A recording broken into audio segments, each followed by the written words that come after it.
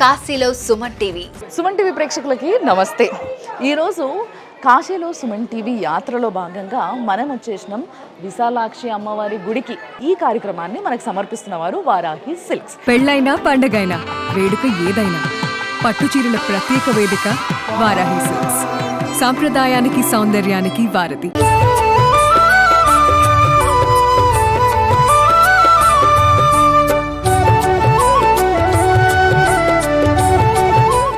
కదా, కనిపిస్తుంది కదా, శ్రీ శ్రీ శ్రీ 108 శక్తి పీఠాల కాశీ విశాలాక్షి దేవి అని చెప్పేసి. యాక్చువల్గా చాలా చిన్న గల్లీలు ఉంది, గుడి కూడా చాలా పెద్దగా ఏం లేదు, చిన్నగానే ఉంది.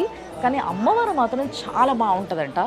గంగా నది ఒడ్డున మీర్ ఘాట్కి దగ్గరలో ఉన్నదే ఈ విశాలాక్షి అమ్మవారి గుడి.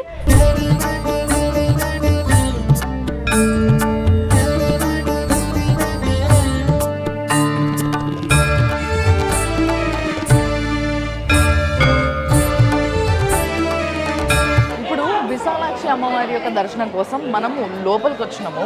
ఇది చిన్న గుడి. ఇప్పుడు వరకు నేను చూసిన అన్ని శక్తి పీఠాలల్లో ఇది చిన్నది అని చెప్పొచ్చు. కానీ అమ్మవారిని చూడండి ఒక్కసారి, ఎంత బాగుందో అసలు. ఆ విగ్రహము, ఆ కళ్ళు ఇప్పుడు అర్థం కావాలి మీకు విశాలాక్షి అనే పేరు ఎందుకు వచ్చిందో. ఎందుకంటే చాలా పెద్ద పెద్ద కళ్ళు ఉన్నాయి కాబట్టి విశాలాక్షి అనే పేరు వచ్చింది. ఆదిశంకరాచార్యులు వచ్చినప్పుడు ఆయన ఇక్కడ ప్రతిష్ఠించిన విగ్రహం ఇది. ఆ విగ్రహం వెనకాల అసలు విగ్రహం ఉంటుంది, స్వయంభూ అమ్మవారిది. ఆ అమ్మవారి విగ్రహాన్ని మనకు చూడ్డానికి లేదనమాట. ఇక్కడ శ్రీచక్రం ఉంది చూడండి. మీకు ఏ గుళ్ళో కూడా శ్రీచక్రం ముట్టుకొనియరు, కానీ ఇక్కడ మాత్రం ప్రతి ఒక్కరూ ఈ శ్రీచక్రాన్ని ముట్టుకొని మొక్కుకోవచ్చు.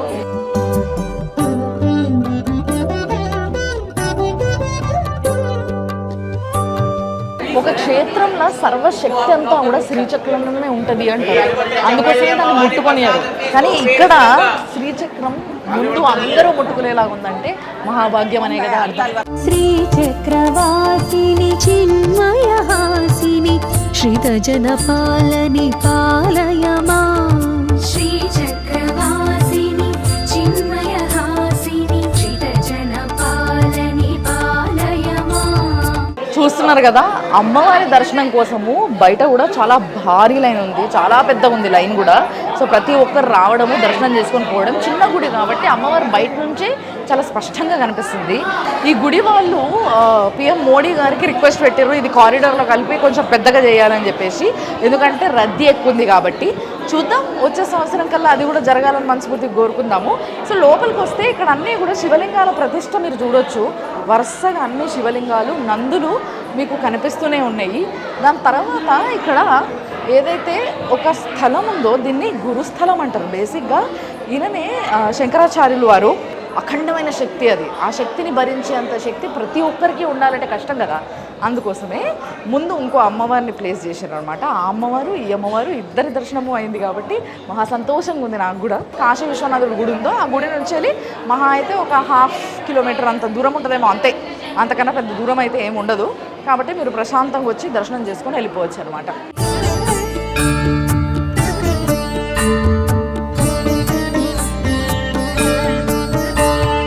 काश्याम विशालाक्षी गौरी मुख निवासिनी, माता का मुख यहाँ निवास करता है। माता यहाँ पर जब ये काशी का भी निर्माण नहीं हुआ था, ये आनंद कानन वन हुआ करता था। माता तब से यहाँ पर अवस्थित है। माता विशालाक्षी मंदिर में 2 विग्रह हैं। उन 2 विग्रह में पीछे वाली माता हमारी स्वयंभू माता है, जो मूल विग्रह है वो स्वतः उत्पत्ति है उनकी। आगे में चूँकि वो अब स्वतः उत्पत्ति थी, लेकिन अपने हिंदू शास्त्र में मान्यता में है कि किसी भी देव विग्रह की स्थापना श्री यंत्र पर होना आवश्यक है। तो उसको दूर करने के लिए हमारे कांची के शंकराचार्य जी ने 71 में आगे में अम्मा का प्राण प्रतिष्ठा किया। तो इतिहास ने बोल रहा है, पुराणों में है, यहाँ की कथा जो है वो बता दीजिए। राजा दक्ष की पुत्री माता सती जब वह यज्ञ में पहुंचती हैं और पिता से अपने पति का अपमान होने पर वो अपने शरीर का त्याग करती हैं, और उसके बाद भगवान शिव वहाँ पहुँचते हैं और पत्नी को अपना वो स्वरूप में देख करके काफ़ी ज़्यादा ही वो विरह वेदना में आ जाते हैं। इस पर भगवान विष्णु ने अपने सुदर्शन चक्र से माता का खंड खंड किया है, जो जहाँ विभिन्न स्थलों पर गिरा वो हमारे शक्तिपीठ कहलाए हैं। यहाँ माता का मुख गिरा है। दूसरी बात हम ये कहेंगे, जब माता का जो नामकरण हुआ है वो चूँकि माता का नेत्र काफ़ी विशाल था, अच्छ विशालाक्षी, विशाल अच्छ, इससे नाम पड़ा विशालाक्षी। जबकि यहाँ पर माता का मुख पादित हुआ है।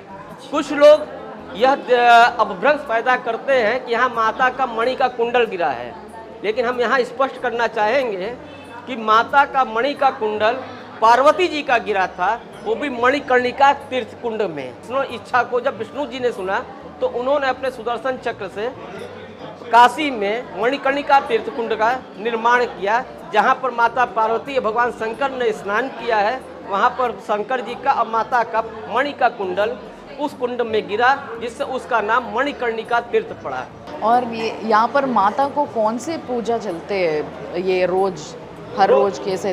रोज माता का यहाँ पर 4 पूजा होता है।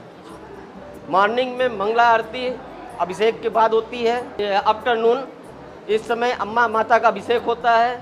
फिर शाम के इवनिंग के टाइम में माता का आरती होता है, और रात्रि में 11:30 बजे माता का शयन आरती होता है। उसके बाद मंदिर क्लोज हो जाता है। कि बाबा विश्वनाथ भोलेनाथ रात्रि में माता यहीं पर शयन करने के लिए आते हैं। యాక్చువల్గా చాలామంది విశాలాక్షి అంటే విశాలమైన కళ్ళు గలది అనే అర్థం వల్ల చాలామంది ఏమనుకుంటారంటే కన్ను పడి ఉంటుంది, ఇక్కడ అమ్మవారి యొక్క కన్ను పడి ఉంటుంది అనే ఒక అపోహలో ఉన్నారు.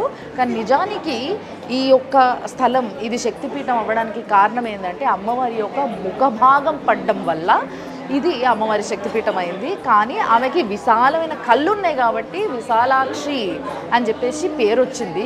అంతేకాకుండా ప్రతిరోజు రాత్రి ఇప్పటికీ కూడా ఆ శివయ్యనే స్వయాన ఆ తల్లిని కలుసుకునేటందుకు ఈ గుడికి వస్తాడంట. ఈ అమ్మవారు కాశీ అనే నగరం బీజం వేసుకోకముందే అమ్మవారు ఇక్కడ ఉండడం జరిగింది.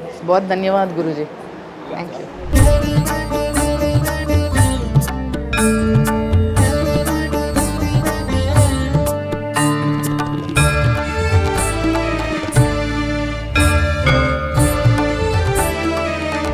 మొత్తం మీద విశాలాక్షి అమ్మవారి యొక్క దర్శనం చాలా అద్భుతంగా జరిగింది. గుళ్ళ మ్యాక్సిమం తెలుగు వాళ్ళు, తమిళ వాళ్ళు, అంటే మొత్తం కూడా సౌత్ ఇండియన్స్ ఎక్కువ కనిపిస్తున్నారు. సో ఇలాంటి ఒక గొప్ప కార్యక్రమాన్ని మనకి స్పాన్సర్ చేస్తున్న వారు వారాహి సిల్క్స్ వారు స్పాన్సర్ చేస్తున్నారు. కాశీలో Suman TV sponsored by Varahi silks.